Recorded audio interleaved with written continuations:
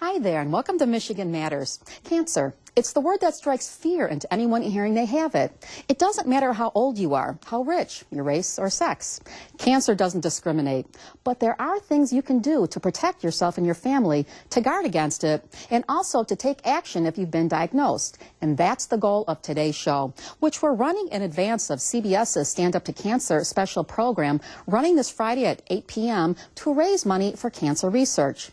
We're going to talk to people from our community who have been impacted by the disease and talk to them and some experts about what you can do to keep yourself and your family healthier. So join us as we stand up to cancer today on Michigan Matters. From WWJ-TV, your eye on the future. This is Michigan Matters with Carol Kay.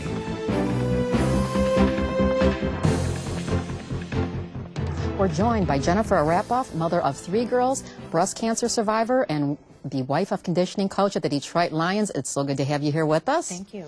And Liz Yockey of the American Cancer Society. Again, it's good to have you here as well. Jennifer, your story, you had breast cancer, and tell us a little bit about how you found out that you had it. Sure. Well, I was very fortunate. On my 39th birthday, actually, found a very obvious lump.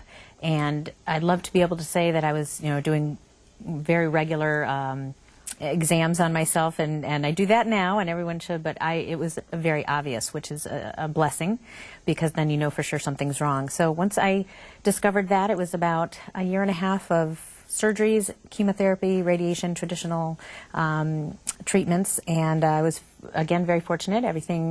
My body handled everything very well, and I am now cancer-free. How long ago has that been now? The last surgery was last summer, last June, so I think all told it was February of '08 that I was diagnosed, so it's been over a couple years. Does cancer run in your family? Way back it does, but I was not considered what they traditionally call you as high risk if you have it with your maternal or aunts or someone on that side for breast cancer. It was 2 or 3 generations removed, so wasn't considered to be high risk, no. Liz, is this a common story as far as people finding breast cancer that they don't have it necessarily, or what do you? It goes both ways. I think there are stories out there, just like Jen's, that there's no risk factors in their family and they just come across a lump or they find it through a routine mammogram. But then there are those too that definitely have the genetic links that lead them to being high risk, which leads to more often screenings. And either way, though, early prevention and detection is the way to go. What 1 or 2 things would you advise young women, and actually men sometimes get breast cancer as well. What things would you advise to women at certain ages, real quickly? Well, the guidelines say that if you're over 40, you should be having a mammogram every year, but definitely talk with your doctor about your family history and your lifestyle and all of those things, because those can lead to different testings, different yearly screenings. And so just be open and have that conversation with your doctor early on.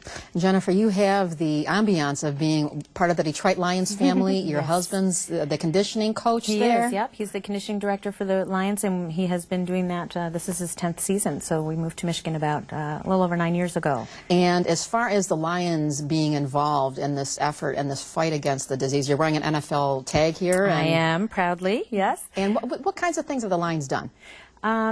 Well, actually, the Lions, on a personal note, have been unbelievably supportive. We unfortunately have had cancer, throughout the Lions family here and there on several different levels, and they come together very strongly as a small little community. It's kind of a fraternity. There's not a lot of organizations that have the same existence as the NFL and NFL teams, but at the top level, the league is a sponsor of American Cancer Society's Making Strides. And so the Lions have adopted that as one of their core special events of the year. And you have some games coming up, too, where you'll be involved. It's a lot of fun, actually. It's going to be part of the October Breast Cancer Awareness Month, and each of the teams throughout the NFL chooses one home game to really make a big scene about it, and they have pink cleats and pink gloves. And do you know what the date of the game is? Yes, it's October 10th, the day after the American Cancer Society Making Strides Walk, which is in Belle Isle on the 9th. And we play the Rams, or we will defeat the Rams, I should say, the next day. Being optimistic here. Absolutely. On their way to Super Bowl. I like that. I like the positive thinking here. Anything's possible. Yeah. And Liz, as far as what you suggest to people if they have been diagnosed, any advice to give someone who may be watching this, who they or their family member have just been diagnosed with it?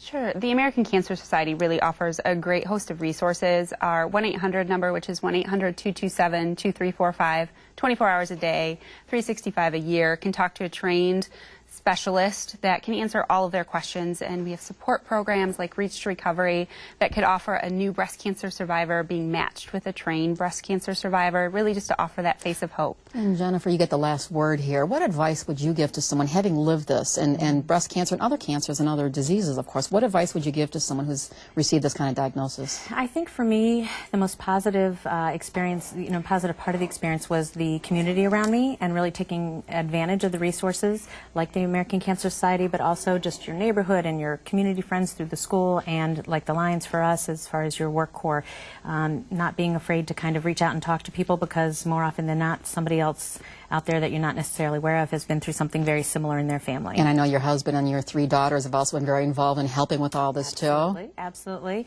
I think that for every family it becomes, you're all the patient at that point. It's not just the patient that's the patient. Everybody in the family becomes part of the puzzle. Well, Jennifer and Liz, I want to thank you both for being here this morning and sharing your story again. And the game again is October 10th. There we go. Okay. And we've got more to talk about here, so don't go away. We're back with more Michigan Matters right after this.